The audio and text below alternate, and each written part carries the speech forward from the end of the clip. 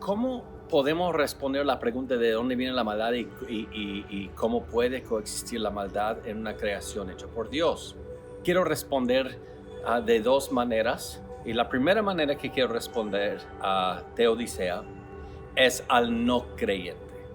Y luego la segunda manera es para responder al creyente. Al no creyente, cuando dice, yo no creo en Dios porque hay tanta injusticia o maldad en el mundo y sufrimiento. Al no creyente quisiera primero hacerle tres preguntas para desafiar las suposiciones en sus dudas acerca de Dios y cómo puede existir la maldad. Número uno, al no creyente, ¿cómo puede llamar algo injusto? Porque solamente existe la injusticia si primero existe la justicia, porque la injusticia es una depravación o una perversión de la justicia. En otras palabras, ¿cómo puedes hablar del mal si no reconoces que existe el bien? Porque la maldad solamente es una perversión de la bondad. Pero para hablar en categorías de bondad y maldad, tenemos que reconocer que existe una ley moral universal para distinguir entre los dos, si no sería algo muy ambiguo. Pero si existe una ley moral universal para distinguir entre el bien y el mal, tiene que existir un dador de esa ley. Pero al no creyente, él o ella dice que no existe un dador. Entonces, si no existe el dador, no existe la ley moral universal. Si no existe la ley moral universal, no existe el bien. Si no existe el bien, no puede existir la perversión del bien, que es la maldad. Entonces, el hablar de injusticia, violencia, de la maldad, está asumiendo que hay un dador de una ley moral universal. Si nosotros somos honestos con nosotros mismos, ¿cuántos pensamientos malvados tenemos nosotros cada día? ¿Cuántas palabras que dañan y hieren? ¿Cuántas motivaciones y ambiciones que tenemos que no son justas? ¿Y cuántas acciones? ¿Cuáles son los hechos que hacemos al diario que son malvados? Pues todos somos culpables, tanto el creyente como el no creyente de eso. Entonces la pregunta es, pues planeta Tierra se está acercando a 8,000 millones de personas en su población. Y si todos estamos haciendo tanta maldad, pues por supuesto hay que hay maldad en la tierra. Entonces la pregunta al no creyente es, si te indignas por la maldad en el mundo, ¿por qué estás contribuyendo tanto? Pues el único que no ha contribuido a la maldad, la injusticia, la violencia en este mundo fue Cristo. Es el único. ¿Y cómo respondió Él a la maldad y la injusticia? Él tomó la pena, la vergüenza de la maldad sobre sí mismo en la cruz, en un autosacrificio por nosotros. Y la tercera pregunta que quiero hacer al no creyente cuando quejamos de la existencia de la maldad es, ¿no quieres el derecho, la autonomía de negar a Dios y ser ateo o agnóstico?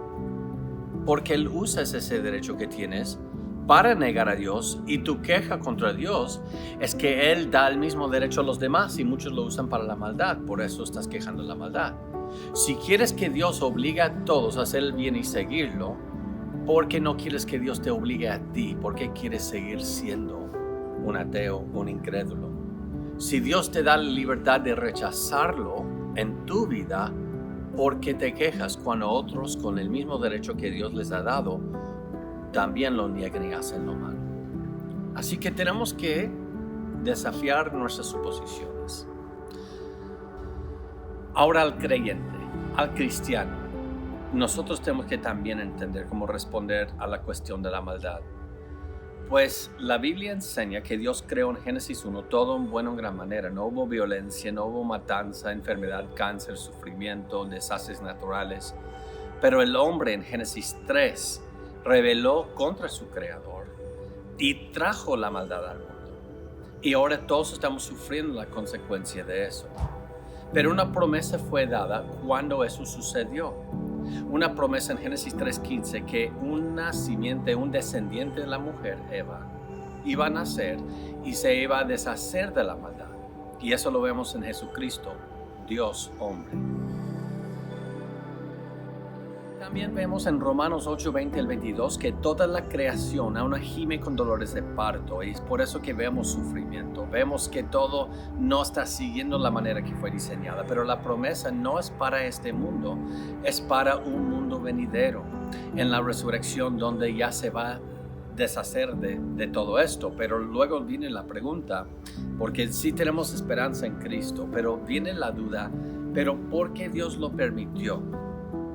Y esa es la pregunta donde la Biblia nos deja algo en misterio. Muchos cristianos dicen, pues, siempre ha existido el bien y el mal, y eso no es cierto. De hecho, Agustín de Hipona, él rechazaba eso, por eso viene de maniqueísmo, una clase de gnosticismo que él antes seguía y fue más o menos un líder en ese movimiento.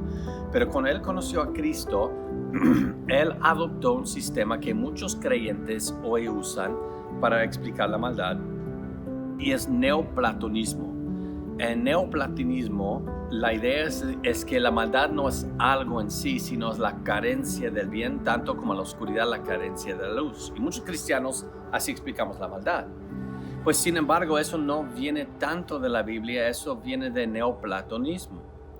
Así que tenemos que seguir luchando para entender qué es exactamente la maldad, y la Biblia deja parte de su misterio, pero porque Dios lo permitió.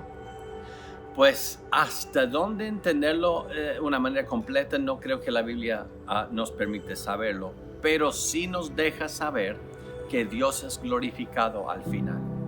Es glorificado cuando Él juzga a la maldad, pero es mucho más glorificado, según Romanos 5, cuando Él perdona y da misericordia a los mismos rebeldes que convivimos y vivimos en la maldad, al perdonarnos por Cristo Jesús. Y ese es el mensaje de la cruz que tenemos que entender. El mensaje de la cruz no es que ahora podemos tener una vida aquí libre de problemas. Muchos dicen, pero dice que para que tengan vida y vida en abundante.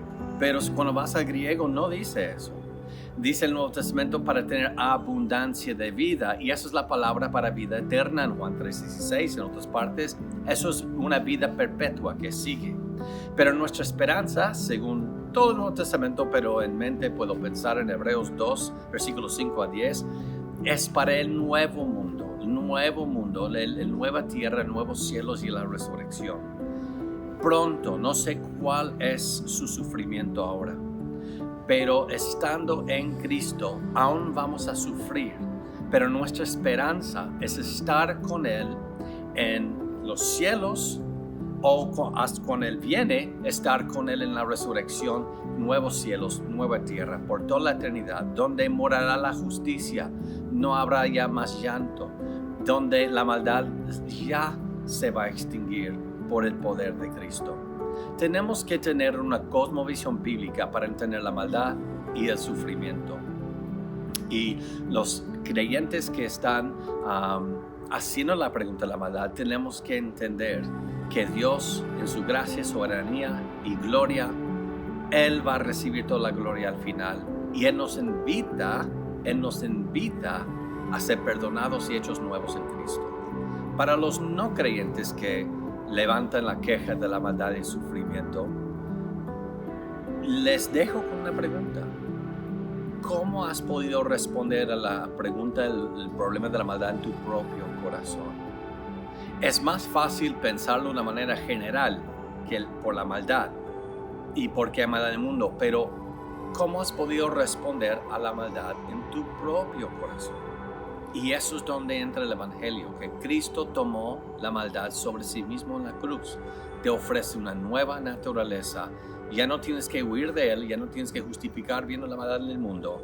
Cristo trata con la maldad en tu propio corazón y venció la maldad en la cruz, y tenemos que tener la consumación de eso en su segundo retorno.